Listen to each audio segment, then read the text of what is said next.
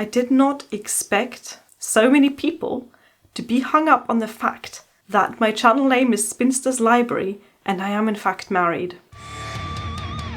Hello and welcome to Spinster's Library. I'm Claudia and this channel is 3 years old now. I started this channel in October of 2017, back then with my friend Charlie. So if you've been here for the whole 3 years, then you might remember that this used to be a duo channel, but it isn't anymore. I continued on my own from January of 2018. It's been a while now that I've been doing Spinster's Library.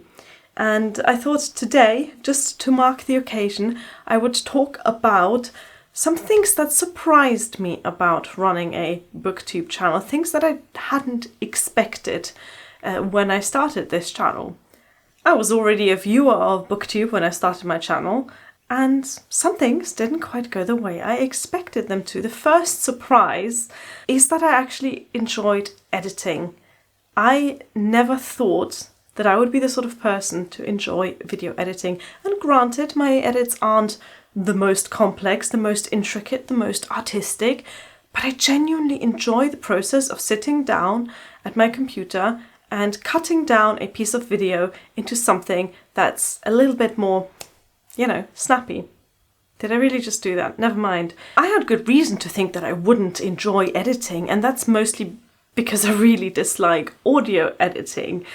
I have a little bit of a background from university in sound editing, and I was always so bad at it.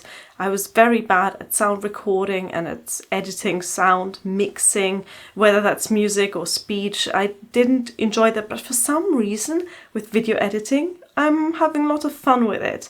And partly that is because video editing isn't my discipline. I wasn't graded on video edits the way I was on sound technology and audio editing, and I was always really quite bad at it with the audio editing software.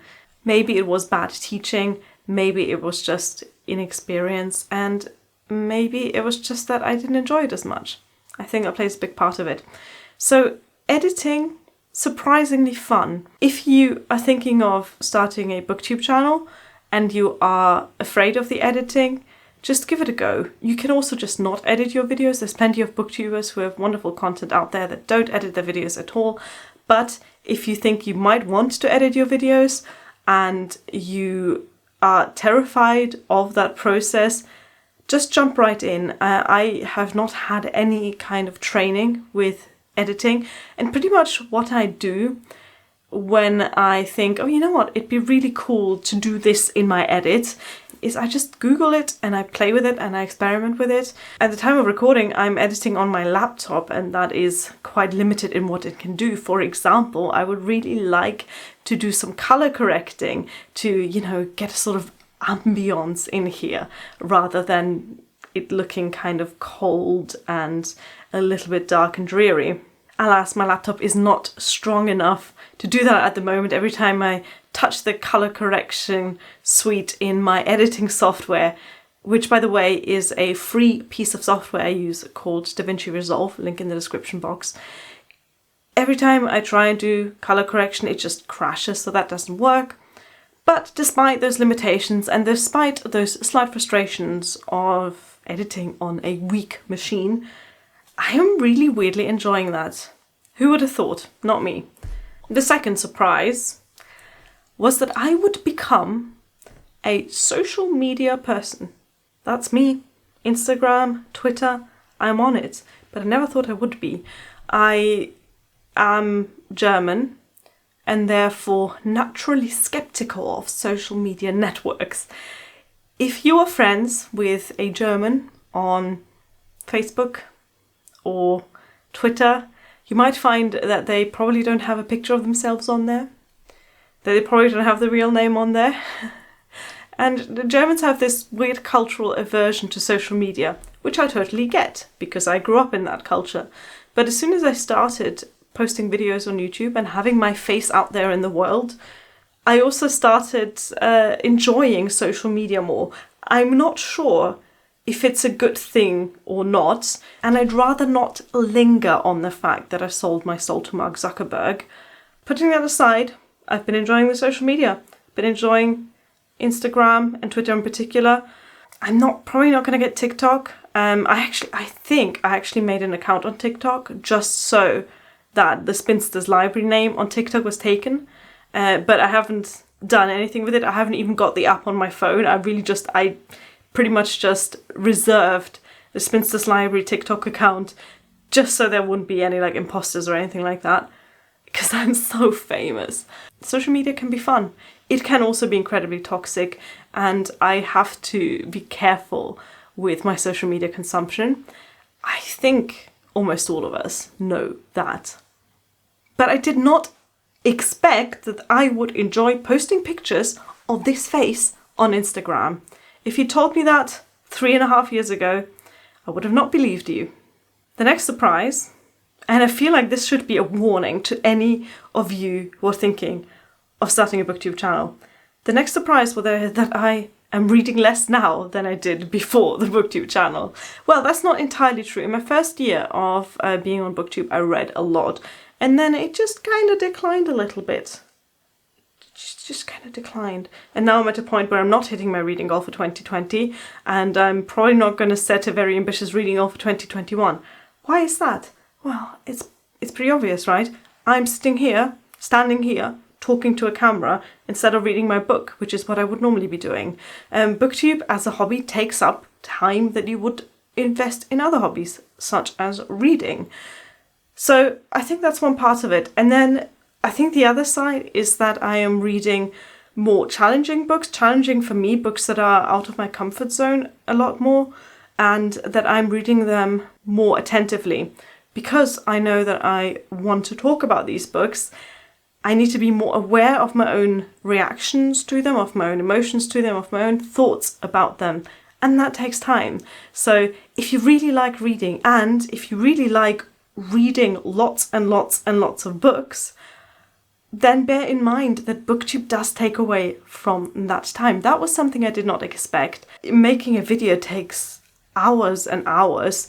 Like this video, I don't know how long it's going to be. Let's assume this video is going to be 15 minutes long, maybe even 20 minutes. I'm clearly talking a lot, but it will have cost me 10 minutes to set up the recording setup, 20 to 25 minutes to film, and then 2-3 hours to edit, upload, another hour for the thumbnail, another hour or so on like the description box and all of the other things that go into it, and then the captioning will take another 2.5 hours. So there's a lot of work involved in making a video, and that amount of time goes out of my reading time, obviously.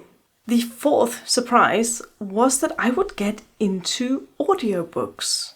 I tried audiobooks once as a teenager. It must have been around 2005, 2006. I remember being in my local bookshop and the bookseller telling me, hey, we've got this new thing. I mean, it's not a new thing, but we've got this new thing in the shop and we have audiobooks on CD. Can you imagine that? You can put a CD in, and instead of music, you get an audiobook. So I thought, I'm not sure if that's really me. And then she went and said, here, why don't you take this set of CDs, this one audiobook. I don't even remember exactly what the book was. I have a feeling it was like a contemporary romance fiction type thing. Anyway, she gave me the CDs and said, just take this home. I'm lending it to you. Try it out and make sure you bring it back. Please don't steal from me. A random teenager whom I've only just met. And maybe you like it. So I went home and I listened to the book and I didn't like it. So I brought the CDs back because I was a good person and I never bought an audiobook again. Then I started BookTube and everyone around me was reading audiobooks and subscribing to Audible. So I went and did that as well. I got myself the free trial that you get where you can listen to like 2 months for free. So you get like 2 audiobooks. And I really liked that. And since then, I have been an avid subscriber to Audible. And I'm actually thinking next year, depending on my finances, but I'm thinking about upping my subscription so I get 2 books a month rather than just 1 book a month. And I've tried other audiobook apps. I don't like the fact that Audible is the one I've picked, but it is the one that I enjoy the most. And it's the one that has most of the narrators that I like. So next year I might just double my audiobook consumption because I'm really enjoying listening to audiobooks. I listen to them while I knit or crochet or tidy up or edit thumbnails. Yeah, audiobooks, one big surprise. Did not expect to like them. The 5th point that surprised me, admitting some amount of flakiness here, I did not expect to stick to it for 3 years. I really enjoyed doing BookTube and I kept enjoying it, and then the first year passed and I was still enjoying it, and then the second year passed and I was still enjoying it, but I'm enjoying it now, and that's weird. I don't remember a hobby that I stuck to it for so long. Maybe horse riding back when I was 12. I think I did that until I was 17. I genuinely did not think I was gonna last a whole 3 years. And unfortunately, that's quite common in the BookTube community. And there are so many people that I'm subscribed to that I'm hoping will make a comeback, will start uploading videos again. But so far they haven't. There are people who come in with a bang and I'm there like, whoa, this person's going places. And then a few months later, for whatever reason, they stop making content. And I get it, you get burnt out, you run out of ideas, you run out of books to talk about. Either that or the downsides of BookTube, the troll comments, the misogyny kind of get to you. I get that. And I'm not blaming anyone for not making videos anymore, by the way. That makes it even more surprising to me that I've stuck to it so far.